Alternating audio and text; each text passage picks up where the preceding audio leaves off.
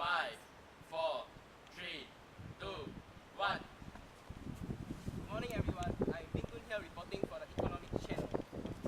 As you all can see from the background, today morning I'm here at Clarke Quay Station.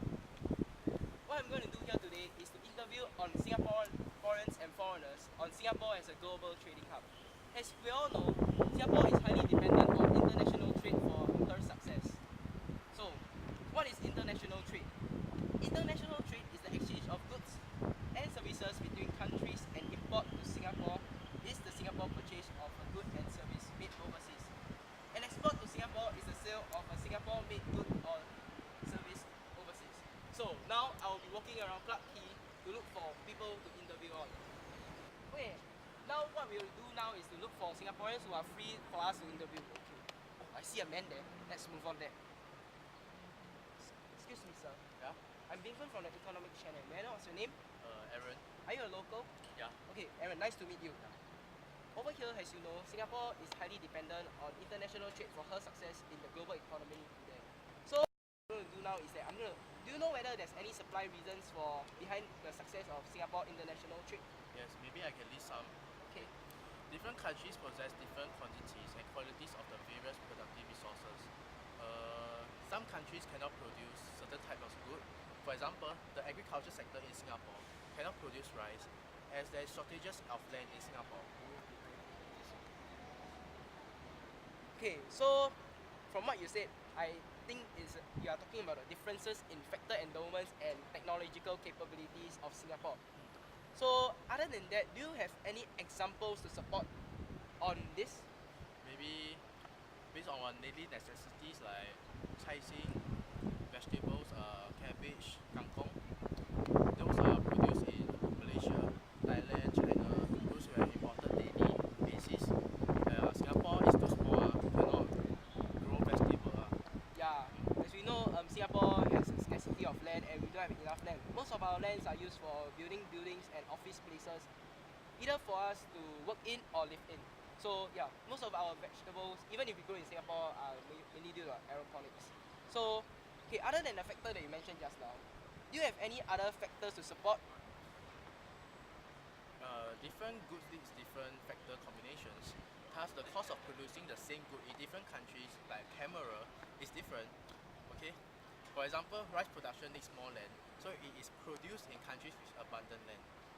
Thus, cost of production and price will be lower compared to land shortages countries.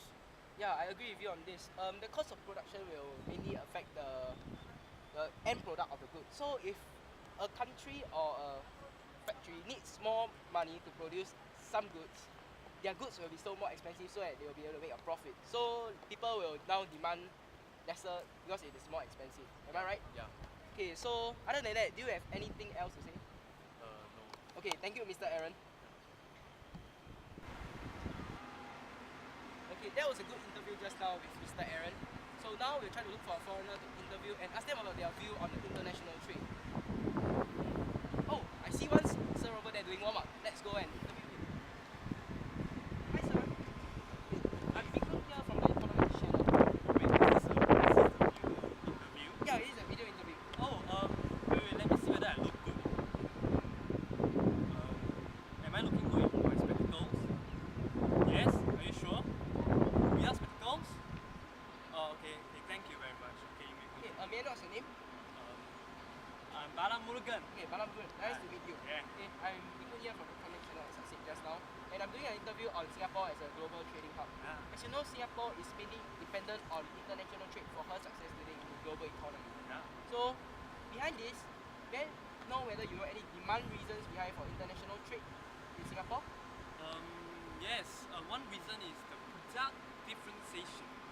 Yes. Countries still trade even if they have almost identical factor endowments and cost of production for the same products. Yeah. Due to the product differentiation, consumers may prefer different brands and different qualities of products. Okay, so you're talking about product differentiation here, I see.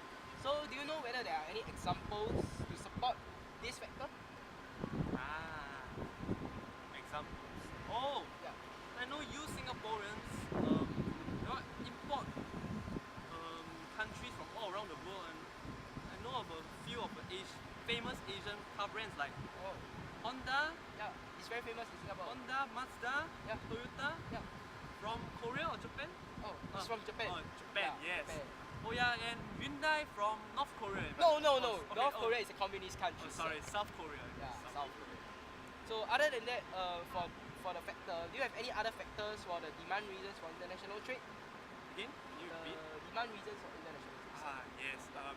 Differences in taste, yes. Oh, taste. Okay. What about taste? Some countries, even if they have the same factor endowments and proportions, they may have different consumption patterns, Yep. causing the differences in price in the same goods, and hence provide the basis for trade. For example, I know that most Americans consume less rice than people like you from Singapore. Oh yeah, and I'm mixed blood, Chinese and Indian.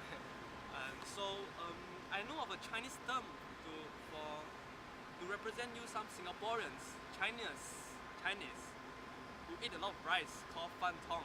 Yes. Oh, fan tong. Oh yeah. And yes, because Americans consume less rice than you Singaporeans. So there's relatively lower demand for rice in America. Therefore, this result in prices of rice in United States to be lower, no profit. So the Americans rice producers, they want to earn more. So they bring the rice to Singapore, where there's a higher demand for it. And so they will get a higher price as compared to selling it in America. Yeah. So Singaporeans are helping the Americans. Thank him.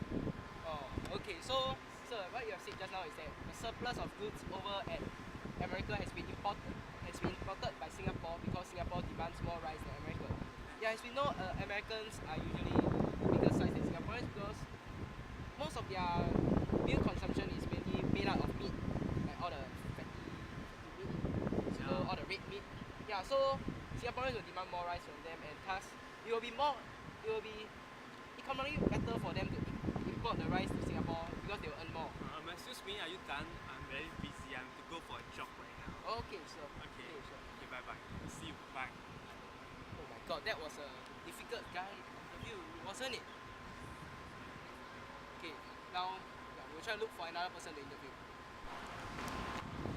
Now we'll try to look for another local to conduct an interview on the international trade. Oh, I see a man there.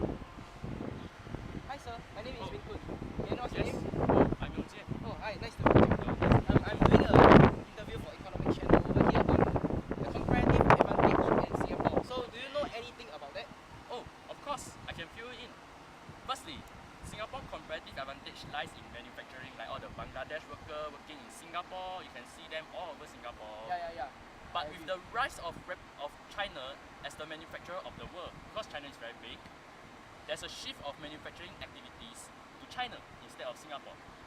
Though our comparative advantage lies in knowledge-intensive and high-value manufacturing, there's a need to diversify up the services with the robust growth such as China, like what I just mentioned.